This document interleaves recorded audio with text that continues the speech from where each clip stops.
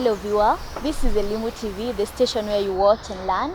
Today we have a chance to interact with the school that was awarded the most innovative project, and that's Morera Secondary School in Ruiru. And I'll give them at least a brief introduction, a brief time to introduce themselves. Okay, I'm John Gadua from Morera Secondary School. I'm the most innovative 2016 Science Engineering Fair. And I'm Farida Salim from Morera High School, a Form 4 student. We had the most innovative project in 2016. I'm Joshua Kamoni.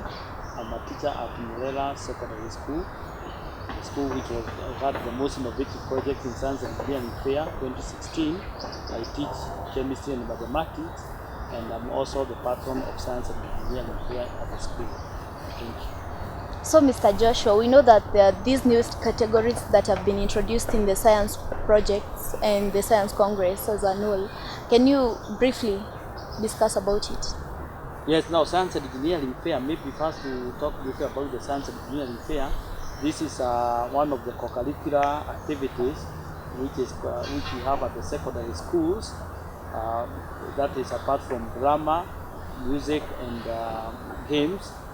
And the Science and Engineering Fair is one of the most important co-curricular activities because it is the one which is very close to the academic part. Actually, part of the Science and Engineering Fair has a lot to do with academics. Now, the Science and Engineering Fair, usually before then, it was being called Science Congress. Now it has changed to Science and Engineering Fair, and it has levels. And we start with the sub-county, then we go to the county level, then we go to the regional level, and finally the national level. Now, because we wanted to conform with the international level, we had to change the categories. Previously, we had the normal teaching subjects. The categories were conforming with the normal teaching subjects like home science, mathematics, physics, chemistry, biology, and so on. But now, to conform with the international standards, new categories were introduced. And the new categories which were introduced are engineering, environmental science. We have computer science, although it was there as computer, now it's computer science. We have energy and transport. We have technology and applied technology. And we also have biology and biotechnology. Now, in addition to the mainstream subjects like agriculture, chemistry, physics, and mathematics. So this was done so that our students can be able to compete at the international level. Because now the international level, they have those categories.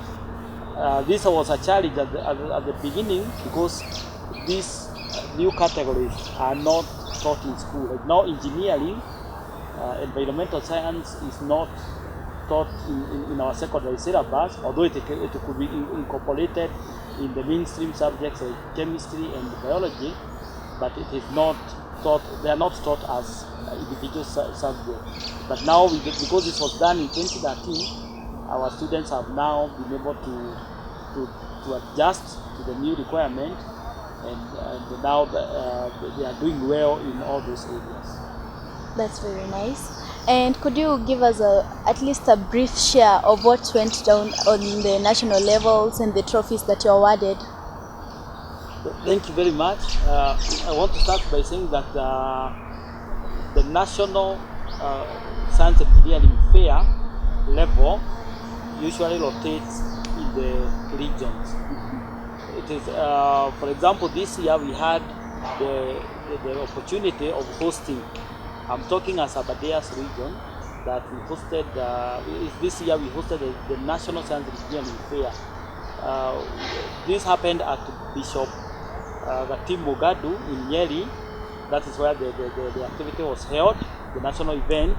And it is worth noting that this event will be back in Abadeas region in 2026. That is after 8 years, because they have to go around all the 8 regions in the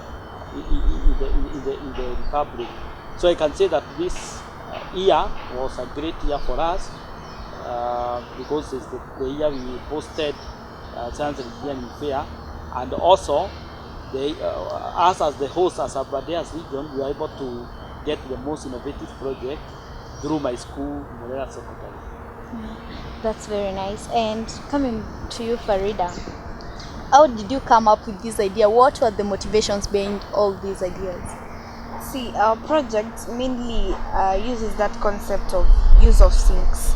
You notice that as sinks, when water is flowing in the outflow tap, water flows in a somehow a clockwise or anti-clockwise, or there's that circular motion. And I just had to, I assumed that movement. But sometime last year, we had gone to Meru for the national level last year, for the science last year. And we stopped at the equator in Nanyuki, and there we found people illustrating the Coriolis force, for which, and they were telling us that at the equator, water doesn't flow in any circular motion, or doesn't have that circular motion. But when you go to the southern hemisphere, water flows in a clockwise direction, and in the northern hemisphere it flows in an anti-clockwise direction. And someone said that, oh, this thing can be a project because we are dealing in such things. And after going back to school, we started digging into the information about the Coriolis force, and we thought, since the force increases with increase in distance from the equator, then we can use it to identify latitudes, which also increase with increase of distance from the equator. Yeah, that's so nice. And how has this winning impacted in your education, both of you? Because I believe it has an impact, because this has a level of creativity, a high level of creativity. So what impact has it had in your education? Personally, in Form 4 in mathematics, we learn about longitudes and latitudes. And I was there wondering if maybe if only I could maybe incorporate something else that can be used in we only identify latitudes as per now, but we can also identify longitudes. And now that's boosting, trying to get to some things that I can use in the project to identify even longitudes as per now, because as per now it's only identifying latitudes. Nice. What about you? Okay, for me it have impacted something more important, that I'm able to express myself to most of the students in school, to demonstrate for them, and even to encourage them to come up with more projects as I am. Okay, coming back to the Coriolis force, how can this be applied in our actual world? In movement of aeroplanes and ships, you notice that they don't use roads like we use the highway. They use longitudes and latitudes in movement. And maybe if this gadget will be made smaller, it can be used in aeroplanes and even ships. Because at times ships or aeroplanes crash, and when they crash, you notice that the internet things, the GPRS things, those things also crash, and there are survivors who might want to know where they are. And since the project is not limited at the place, or it is not limited in the use of internet or such, then because in any place water can flow in either clockwise or anti-clockwise direction. As long as you have the gadget, you'll be able to identify the place you are in. Yeah, that's nice. How can it also be applied in a case? Like it is cheap compared to other gadgets that have been used before, like GPRS. And for one to make it, the materials are readily available. Yeah, compared to other things. Like GPRS, you need bundles, you need phone to access electricity, but this one, it doesn't need all that. Okay. Yeah. Coming back to you, Mr. Joshua, what will you do as a school so as to maintain that position as the most innovative project? That's a very good question, and let me admit that question has been on my mind for some time, because you know that once we achieve something of that magnitude, maintaining is a challenge. But we feel we don't want to You don't want to go down. You want to remain there at the top. And remember, this event is usually annual. So from next year, January, the event will start again, or will start for 2017, and it will start at the sub-county level. And now the challenge is now maintaining. I've been talking to my students because they are the ones who assist me to maintain, and I've been telling them that the targets will be higher than what we had this year, because definitely we have to maintain. Because it will, I can't imagine not maintaining next year, because this will not be a very good, it will not be very impressive to the school. Sure. I know it's an uphill task, but I believe my students are equal to the task. Okay, all the best on that. And I just want you guys to give an encouragement to those students who are out there watching you and thinking that really being creative, it's a really hard thing, because especially in this generation and in this century, we are really relying on Google for everything. For any project, you just Google. For anything that you want, you just Google. What would you encourage them so that they can be creative and reach to this level that you guys are? Okay. I would like to tell the students in the whole country, because this is a national event, and all schools basically are supposed to be participating in science and engineering fair, that to become innovative and creative means just that. It does not mean copying or getting from the internet. Personally, in my school, I discourage any projects which are found from the internet or are located from the internet. Because what this means is that you go to the school, and this is a challenge we have been having. Actually, we have been having a challenge as officials. Actually, I also double up as the organizing secretary of Kiabu County, and one of the challenges we have is copycats, which are got from the internet. That one means that you go to an event and you find more than one project which have the same concept. There is a year we had so many projects having the same concept, and then you wonder how that is happening. But it is because the students sometimes are getting the project from the internet, and maybe the site we have visited has also been visited by other students. So what I would tell the students, if you want to have a creative project, a project which will be unique, get that project from your mind. And if you get it from the mind and you happen to find out that it is somewhere else, drop it, because innovation is what we are trying to inculcate in this whole event. What about you, Farida? Maybe mostly to the girls, because maybe most girls believe that science is hard and stuff. Personally, I used to believe such a thing, but maybe this year, after I've gone this far, I've realized that it's nothing big. Because you find that you tell someone, okay, I'm doing a project in mathematics, and the guy's like, really, mathematics? You know, they have to change their attitude on sciences, and to boost maybe their creativity, and read a lot. And don't believe in movies. See movies lie. True. What about you? Okay, being the most innovative in mathematics doesn't mean you must have a pen and a book to write a certain or to calculate. It means you need to be creative, and after being creative, you need someone who can help you, someone who can lead you on the right path to become the most innovative, and even a person who can guide you more on that, like our teacher. Okay, that's really nice. So viewers, you have heard from the horse's mouth about the creativity. It's not hard, it's something easy. It's about boosting yourself.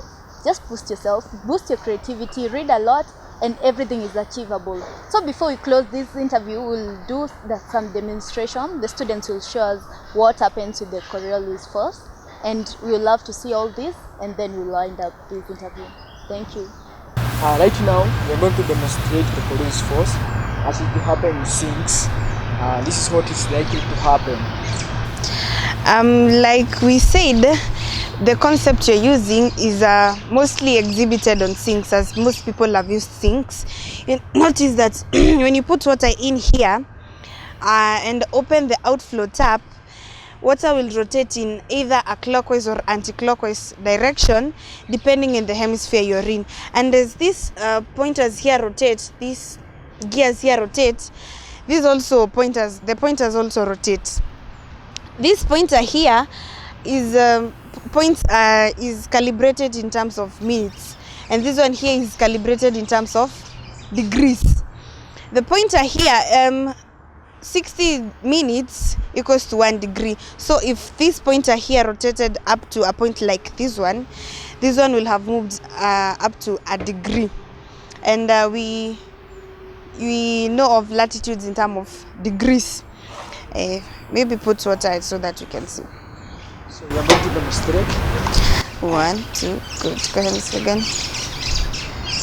Clockwise.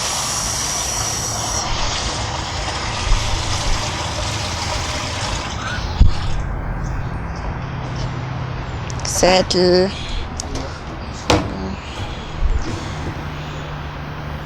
Zero is at the equator. All pointers should be installed at 0. Okay. Then outflow tap.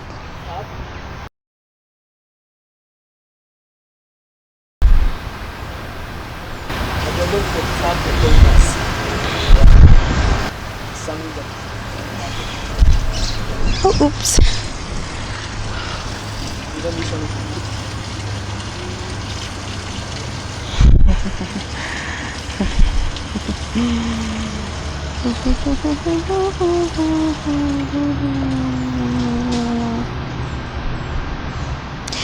This is around 70 minutes, which is 1 minute, 1 degree plus how many degrees here?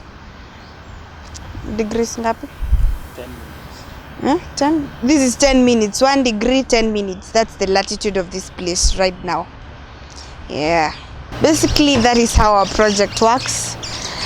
Depending, if we were in the northern hemisphere, this pointer would have moved this way, and this other one also would have moved this way.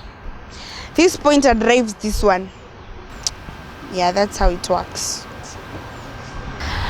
Through the competitions through the sub-county, the county, the regionals, and the nationals, there are things you're required to have for you to move from the sub-county to the nationals. One of the things is this board. We have other things like the data book, the data file, and the others. This was our board here, and in the board you're required to have an abstract, the background information, statement of problem, statement of hypothesis, the methodology. This is what we call the methodology. In the methodology we have the instruments used or the gadgets used. We have procedures. We have the data. This is the data we collected. And finally, the discussion of results. We also have the merits and demerits. That's the disadvantage and advantage, assumptions, and linkage to emerging issues. And also the recommendations and commendations. As for the recommendations, this is what you'd want to have, or if given an opportunity or as some other time, what you'd be able to do as that time. We have the commendation, the people you'd like to commend, also the conclusion, and the people you'd like to acknowledge finally. We also have photos. This is at the equator. These are the things that were being used to show people, demonstrate to people about the Coriolis force. Here at the equator, there's no rotation of water, there's no circular motion of water at the equator. This is at Nanyuki. Here. Yeah. These are different to the other, right? This is the ancient, this is the new one, the modern. That surveys located the latitude. Viewer, you've seen for yourself the equipment used and the display boards about the Coriolis force, and you've been told about the creativity. It's so easy to boost your creativity. You just have to research and keep on reading all these materials. You don't have to Google. We are just past Google. We have to be innovative at this point. This is Elimu TV, where you watch and learn, and I've been your host, Susan Kendi. Stay tuned.